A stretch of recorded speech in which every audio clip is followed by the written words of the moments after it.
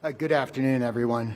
My name is John Donnelly. I'm Chief of DC Fire and EMS Department, and I'm joined here today by members of the Unified Command Team and to give you an update on the recovery operations here in the Potomac River. I'm joined today by the U.S. Army Corps of Engineers, Colonel Francis Pera, and U.S. Coast Guard Captain Patrick Burkett, as well as the Metropolitan Police Department Assistant Chief Jeffrey Carroll, HTMA Deputy Director Justin Brown, the Fire Chief for the Metropolitan Washington Airports Authority, Rick Bonnet, the Police Chief for the Metropolitan Washington Airports Authority, Police Major Tim Moore, the Maryland State Police First Sergeant John Pitenza, and the U.S. Army Deputy Director of Aviation, Colonel Mark Ott.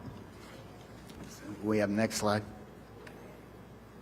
So overnight, we've been conducting search and rescue operations, or really since our last update, and these operations have continued with our regular partners from the region, as well as some of the assets that have arrived on scene.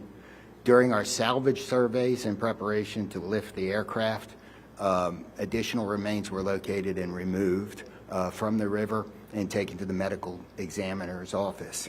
So far, 55 victims have been positively identified from this aircraft, or from this accident. The NTSB, American, and PSA Airlines, as well as district officials, Red Cross, and some other support organizations are continuing to support the families at the Family Assistance Center and during a site visit. So far, the only injury on this event that we have to report is that one of the Metropolitan Police Department divers was transported to an area hospital to be checked out after a hypothermia situation. We're happy to report that he's doing fine, and that's the only injury we have. Today, for the rest of the day, the salvage crews are continuing to survey the site and get ready for tomorrow. Can we have the next slide?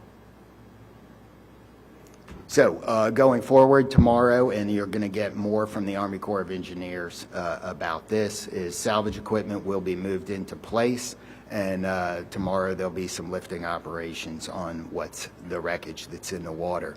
While that's going on, the local teams will continue to search down the shorelines and around the river to make sure that we're getting all the debris that's out there. And if by chance, as a member of the public, you come across some of that, you should call 911 and report it to them, and we will get it taken care of and get it examined. Next slide. So our first responders, all the people that are coming in here to support, this is a tough operation, and we want you to know, and if you're a responder listening to this, we want you to know that you can have a lot of different feelings about this, and there's people out here to help you. So each of our organizations have peer support. The Unified Command is coordinating peer support for the responders as they work.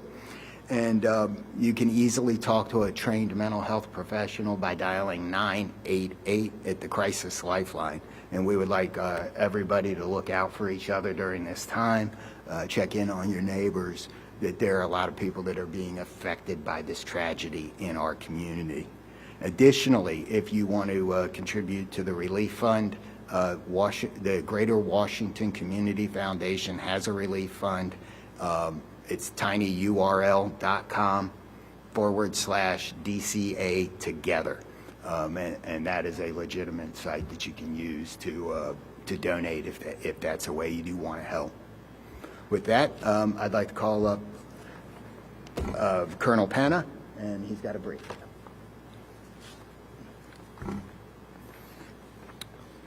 Hey, good afternoon, everyone. My name is Colonel Francis Pera. I'm the commander of the U.S. Army Corps of Engineers, Baltimore District. I'd first like to say that really our hearts and minds remain with the victims of this tragic incident. I also really want to thank the cooperation that we're getting at the local, state, and federal level. This is an incredible joint response effort. Right now, the Corps of Engineers, together with the Coast Guard, the U.S. Navy's Supervisor of Salvage and Diving, or SUPSALV, we're leading the effort to clear the wreckage from the Potomac River as part of a larger interagency effort. Before I can explain how this wreckage removal will work, I just want to make sure that everyone is crystal clear understanding that all salvage operations will be completed in close coordination with the Unified Command. All of our partners, just really to ensure strict adherence to our central priority that the dignified recovery of missing flight passengers and personnel will take precedence, right? And should any remains be found during our process, an automatic work stoppage happens, and we will definitely begin the proper coordination with the appropriate authorities. So reuniting those lost in the tragic incident is really what keeps us all going. We've got teams that have been working this effort since the beginning, and we're committed to making this happen. So our teams over the past couple of days have been really doing the preparatory work to make sure that we're doing this the best way possible. There's an iterative process that we go through that starts with really the dive survey process to really understand. I've got a small graphic that we're sharing with some of you here. That first piece is a sonar piece. We've got a wide debris field. Within that wide debris field, we're employing different techniques to make sure that we can understand what's in the water. Once we've localized really the larger items that we want to focus on, that really starts to shape our dive effort. Our dive effort is there with some very trained personnel. These are personnel who have a lot of experience. Many of you in the local area are familiar with the response that we had at the Francis Scott Key Bridge. It's very similar in the capability and experience that we brought there. This dive team goes down, they look and they do their prep and work to make sure that they can establish a great salvage plan. Once they build that salvage plan, we'll spend the next period of planning and preparation to prepare for our lift plan. That's where we're at today. Today is our second day of survey in the water. I think we've done everything to set the conditions for a successful lift starting tomorrow morning. We anticipate that we'll start at first light. Right now, if you look out in the Potomac, you'll see that all of our equipment and personnel are in place. We've completed our rehearsals, and all the processes that I talked about previously have been rehearsed to a T with all of our joint partners. As we go through that, when we begin the lift process tomorrow, our goal is to really lift as much as we can, given the fact that we are also accounting for the human remains component. And then our goal is to then transfer those pieces of equipment over to a flatbed trailer that will now take it over to a designated hangar so that the investigation can begin. At that point, we're going to reassess. We'll repeat this operation. It's really just a reminder that we're extremely deliberate about how we're approaching this, and we're doing this in partnership with each member of the Unified Command with the victims in mind. I'll stand by for any questions you all may have, and I'll be followed by Captain Pat Burkett from the U.S. Coast Guard.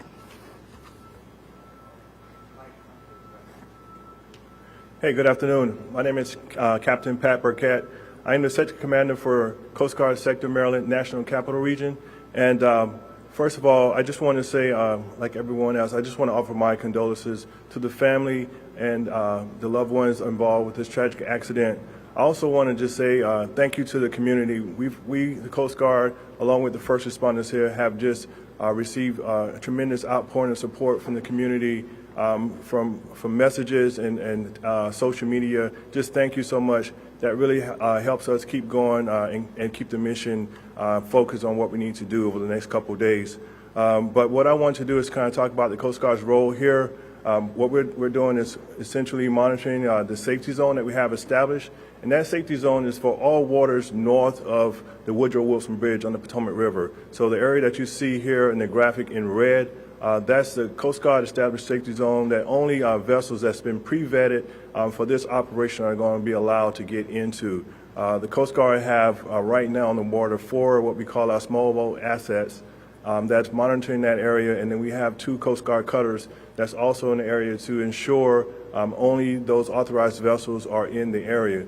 And if there's any other vessels that have to get through this area or need to transit, you need to call on Coast Guard Channel 16 or either call the Coast Guard Command Center so that you can request permission to see if there's any possibility of you coming in those areas. But right now that waterway is closed only for those involved with this operation. And Coast Guard's primary missions right now for this incident remain to ensure the safety of the public and first responders. And we will do that by ensuring no one is in this the safety zone. Like I said, we have about 200 personnel in addition to those vessels that's on the waterway, to include active duty civilian and auxiliary Coast Guard personnel that's all involved to make sure we can support our partners in this effort. As we aid in the recovery and salvage efforts, and like I said, we just want to support the National Transportation Safety Board, the Army Corps engineers, and Navy Supervisor of Salvage to ensure we clear the wreckage and recover everyone involved in this incident. Any questions? I'll stand by and pass it back over to Captain John Donnelly. So now we're going to take some questions. I'll start over here and work my way across. 1, 2, 3. Chief, just wondering if you attended the memorial along the river this morning. So What was that like if you were there? So I did not attend that. We did not have, this is a family event, and it is something smaller for them. You have been meeting with the families, though, over the last several days? I have been meeting with the families over the last several days. How has that been for you? I think it's exactly like what you'd expect. These people have suffered a terrible loss, and, they're grieving. And I think that that's exactly what you'd expect. There's a whole range of emotions in that. I will say that they are a strong group of families that are focused on getting their loved ones back, and I think that's the appropriate place to be at this point. Yes, sir. Yeah, Colonel Para, I had a question. My understanding is that in some cases, in order to reach some of the unaccounted for, I think requires moving the wreckage. You talked about how there's a pause if a person is recovered. How do you juggle that when those folks may be in the wreckage you're moving, or that wreckage may need to move in order to access those people? Yeah. That's a great question. So how do we address the fact that there may be remains inside some portions of the wreckage that we're trying to recover? We walked through that in several rehearsals. We've talked through that with everyone who's been really kind of dealing with this tragic accident, the teams that have been in the water up to this point. What we're finding is, during our dive surveys, we really get a good appreciation of kind of where the wreckage is, where the lift points are, and at that same time, based on the type of equipment that we're bringing, and we're finding that we have a much better view of kind of what's in the wreckage than what we've seen with some of the other dive operations, really because we're really kind of taking a dive salvage approach. So when our divers go down there, they've got a much wider view on their helmet, and they also carry a HD camera that's supported by a support boat. So you've honestly got 4 or 5 sets of eyes looking inside of a wreckage at the same time. We already do have clear water, so that just kind of aids in that process. During our surveys, for instance, yesterday, they were able to identify 11 separate human remains as part of this effort, as part of their preparatory operation for dive. We do have a process where we will watching the lift as it happens, and then if there are remains in there that will not move while we're recovering the wreckage, we will bring that wreckage to the surface of the barge. Our process to immediately tent the barge to make sure that we have full discretion, and then we'll bring in the proper personnel to deal with that at that time. Thanks, sir. Thank you. Next question. Victims at this point have been recovered and identified. How confident are you that your team knows where those additional 12 victims are in the water and that you will be able to recover everyone who died in the crash? So it is my belief that we're going to recover everyone. If we knew where they were, though, we would already have them out. So we have some work to do as the salvage operation goes on, and we will absolutely stay here and search until such point as we have everybody. Are there any areas where you know there are victims, but your divers just haven't been able to reach those spots because of the wreckage? I don't know that for a fact. Okay, next 3 questions. And actually, I should have repeated your question at the beginning, if that helps. The question was, are we confident that we know where all the victims are and that we will get everybody out? And the answer to that is that we believe we're going to be able to recover all of the victims, but no, we don't know where they all are at this point. So next 3. 1, 2, 3.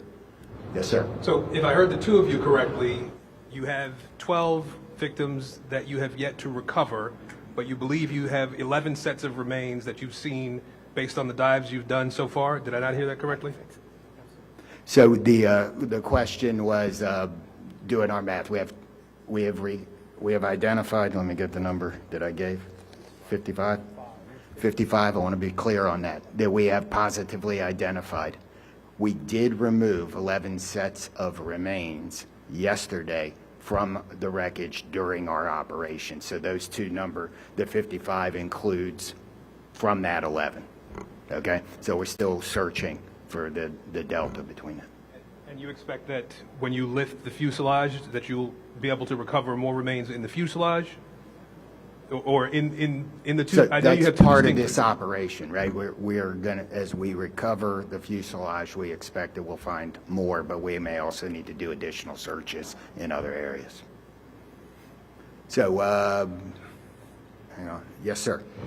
There was a question, thank you, about meeting with the families, and we know the emotion that they're going through. But your guys and people from all over the region, your divers, Baltimore, wherever they're coming from. I was told there'd be divers from, as long as they could drive here, they'd be here. But talk a little bit about the emotional toll on your men and women who are down there, who are doing this recovery effort. I mean, the emotion that they are going through as well. So I'm going to speak first a little bit, and then the captain's going to talk as well. There's a lot of work that goes into supporting our responders on an everyday basis, right? First responders across this nation, across the world, see a lot of things. They see people on their worst day.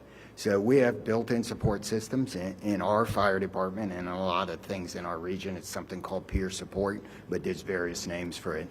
Peer support is the first layer of defense for first responders. It is peers that have some training to help people understand that the feelings they have are normal and how to get help if there's any feelings that aren't going away, if you're, the signs and symptoms, if you're having trouble sleeping, if you're not eating well, we don't want you to drink, right? We don't want you arguing with your family if all that is something new based on the incident. And we have programs in all of our organizations around this region to help people. And I think that's really important. The other thing you're seeing a lot of is the peer support dogs or the facility dogs. You see some here for the incident command team. They're under a lot of stress as well. So having those dogs here, it relieves some of the pressure, but it also gives the handler a chance to talk to the responder about all of those things we just talked about. Additionally, we know that members of the community are feeling that, and we want to make sure they know that the crisis hotline is out there at 988. So I think that's good. Captain? Thanks, Chief. Yeah, along those same lines, with the Coast Guard, we have something called Critical Incident Stress Management, or what we call CISM. And then we have chaplains that we have on a 24-hour rotation. So as soon as our crews go out and come back to home base, we have CISM teams waiting to speak with them. Like Chief said, we understand this is not normal, and it's okay for them to not feel okay. And we want them to have someone to talk to as soon as they arrive back to the base. And with those 200 people that we have involved in this operation, part of that is crew relief. So we have multiple crews from all around the Coast Guard that have come here to help out, to make sure that when someone feels like they need to just take some time out to reset, we have the backbench strength to get in there and help them out. And so that's what we've been doing. We've been having a steady stream of folks coming through to help with critical incident stress management and chaplain services. In addition, we have what we call our senior enlisted advisors that kind of go around and just get the pulse of the crew and make sure everybody's doing okay. This is a large incident, and it puts a lot of stress on everybody. And working together as a team, we're trying to stay on top of the mission, but we got to make sure we take care of our own people as well, and that's what everybody's been doing as a team. Thank you, Captain. Over here. Thanks, Chief Donnelly. Jonathan Kersley from Channel 9 Australia. You've mentioned the impact on the families, the impact on the crews involved.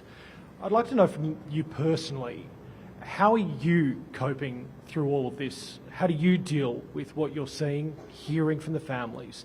And Colonel, this tragedy obviously involves members of the military family too. How do you contend with and deal with that as a military unit yourselves? So I'm going to let the Colonel go first.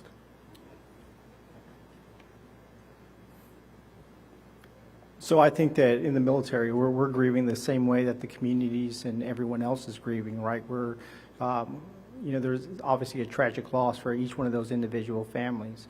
For everyone that wears this uniform and serves, they go into that knowing that there's a level of risk in the type of work that they do. Every one of those crew members understood that just the very nature of the work that they do incurred some level of risk, right? So, but that alone is probably not enough to kind of overcome really the grief that this tragic incident brings. And similar to what Captain Burkett says, as a military, we rally as a family around each one of those Army families that are associated with this tragedy, and we do whatever we can to provide them whatever support the Army community has to offer to get them through this tragedy.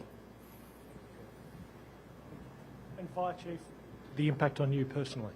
So you're not going to let me off the hook on that question. I think this is, it's hard for everybody that's responding to it. For me right now, it's mission focused, and that helps you get through the process, and I'm confident that later this week I plan to talk to our peer support people and see what they're saying, or what they will remind me of all the things that need to happen. I'll also say that what's been important to me is to watch everybody, all of our teams work together. That's helpful, right?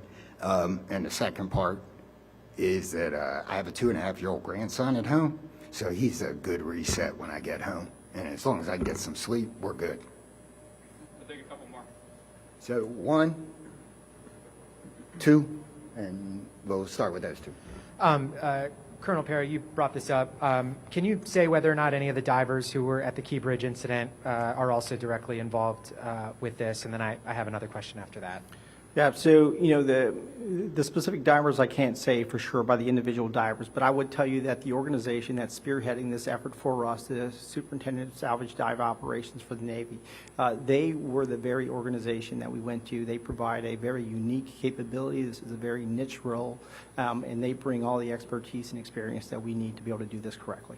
Thank you. And then the follow-up, can you just talk at all about your conversations maybe with the NTSB? Are there things and extra, how is their investigation sort of involved at all with the salvage operation in terms of, any complexities with just maintaining the integrity of the aircraft as much as possible so they can conduct their investigation? Yeah, sure. I'll talk about that. We have a process that's built in. I mean, we talked about a little bit earlier about how we're managing the wreckage as it comes out of the water. All that is also to support the investigative operation, right? So the very first touch point for the investigation, outside of what's already been done as far as the salvage piece goes, is once it hits the surface of the barge, right? So that's the very first touch point where we're going to see investigators go in there and really take an initial assessment of kind of what they see.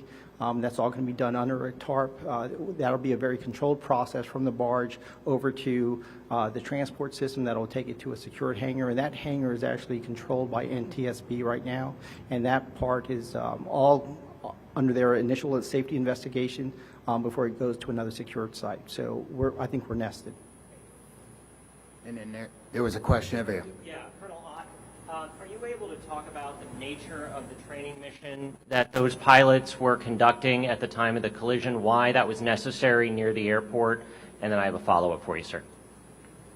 Okay, so the question was the nature of the training mission that the unit and pilots were flying, and I appreciate the opportunity to clarify. I will tell you this unit is based here in D.C. Their daily missions include providing support to not only Army senior leadership and Department of Defense, but also senior leaders throughout the U.S. government and other agencies. And so they fly these routes continuously. And these routes are not just military helicopter routes. They're helicopter routes for all of the agencies and organizations, of which there's probably almost 30 agencies, law enforcement, and other organizations that fly helicopters in the area. And so the FAA controls those routes, dictates the procedures, and as the specifics on the training mission that I think have already been kind of talked about is that these were 2 experienced, qualified pilots to fly in this local area.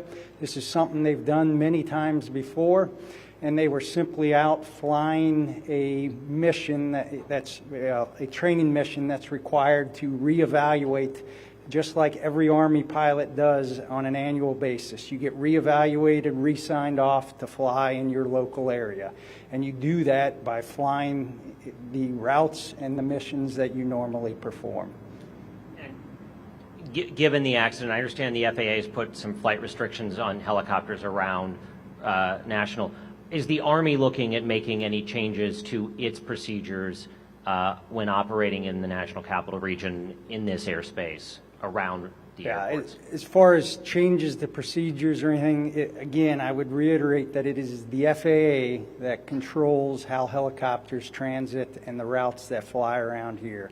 And we will certainly be interested to see what, if anything, they decide to do. And then internally, the Army always looks to learn and inform ourselves on any potential changes that need to be made. But I think it's entirely probably premature, and that's what the NTSB does. You know, they're the best in the world at digging into this and finding out what went wrong.